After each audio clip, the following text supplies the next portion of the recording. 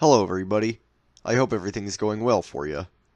You know, for many of us, cartoons hold a special place in our hearts, which is a big reason that I've been watching a lot of cartoons from foreign countries lately. And besides Japan, another country that's been really sticking out to me lately is Russia, or rather the Soviet Union. So today, I'm going to be giving my list for the top 5 Soviet cartoons. Keep in mind that there were a lot to pick from, so I might revisit this sometime in the future. Also keep in mind that this list is completely subjective and it's in no particular order, except for number 1. So let's get into it.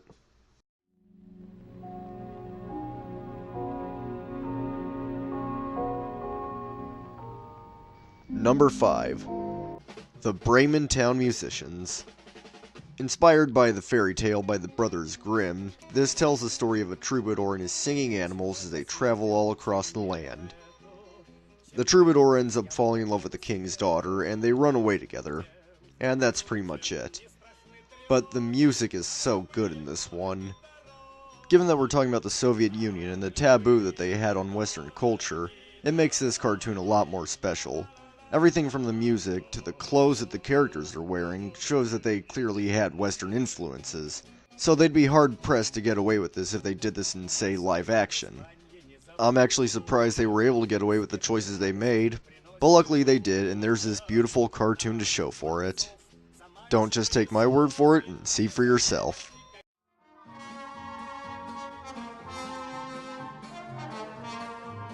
Number 4. Did you know that Eastern Europe has its own version of Tom and Jerry?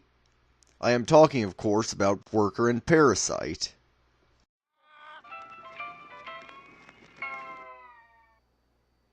What the hell was that? Seriously, though, the real cartoon is called Nu Pogodi. I don't know if I'm pronouncing that correctly, but it translates to Just You Wait. It's about a wolf who's always trying to kill a rabbit, but never does. The show gets its title from a catchphrase that the wolf yells every time he fails. Anyway, the rabbit is physically active, dresses well, and is generally a good citizen. Meanwhile, the wolf is constantly smoking, listens to rock and roll music, and is generally seen as a delinquent. So there's definitely a bit of social commentary going on in this.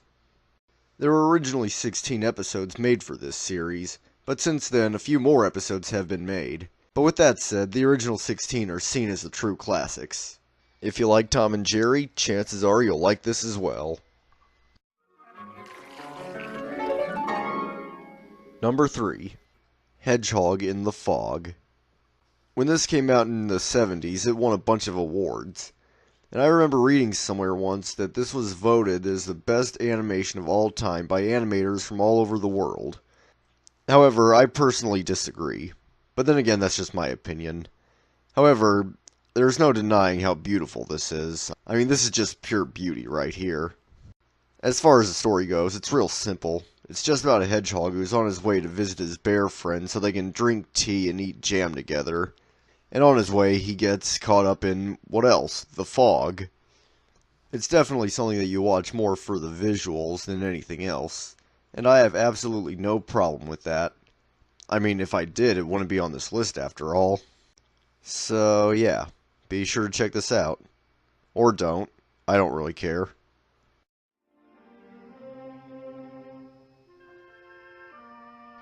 Number 2. Now, who doesn't know about Winnie the Pooh? He's a staple of many people's childhoods. I mean, not mine, but that's besides the point. Anyway, you might find it surprising when I tell you that the Soviet Union had its own version of Winnie the Pooh. I know I did. Anyway, considering that this was originally released in 1969, only 3 years after the Disney version, you may think that this is just a Soviet ripoff. But consider the following.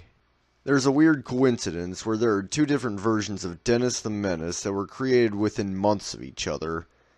And while the details of that are a bit different than this one, admittedly, I still personally believe that this is just another one of those coincidences. But even if this were a type of ripoff, it's still able to stand on its own 2 feet. And apparently they stuck closer to the source material than the Disney version, so it has that going for it.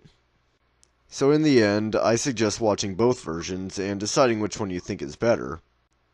You might be pleasantly surprised.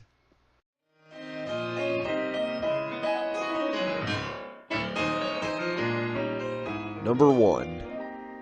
Mystery of the Third Planet. A while ago I made a video about my first impression of this, and I remember saying that it was like Heavy Metal meets Yellow Submarine meets The Thief and the Cobbler, and I stand by that statement.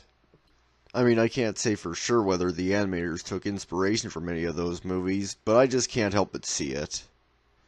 What I can say for sure is that the animators took inspiration from a popular children's book series about a girl named Alice who lives in the 21st century and goes on adventures with her dad and his friend. The only thing I could say that's really critical about this is that the pacing just feels off. And even with subtitles, there were times when I was really confused about where the plot was going.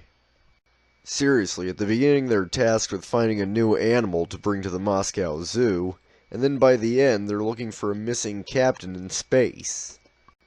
And there's a lot of other stuff they do in between. But despite the pacing, I found everything else about this thoroughly enjoyable. If you were to pick just one thing from this list to watch, then I would say watch this one. That's it for now, thanks for watching, and if you'll excuse me, I'm gonna go check out some other foreign cartoons. Have a nice day. Bye. И стареющий юноша в поисках кайфа лелеет в зрачках своих вечный вопрос и поливает вином, и откуда-то сбоку с прицельным вниманием глядит электрический пес. This is a product of our great society.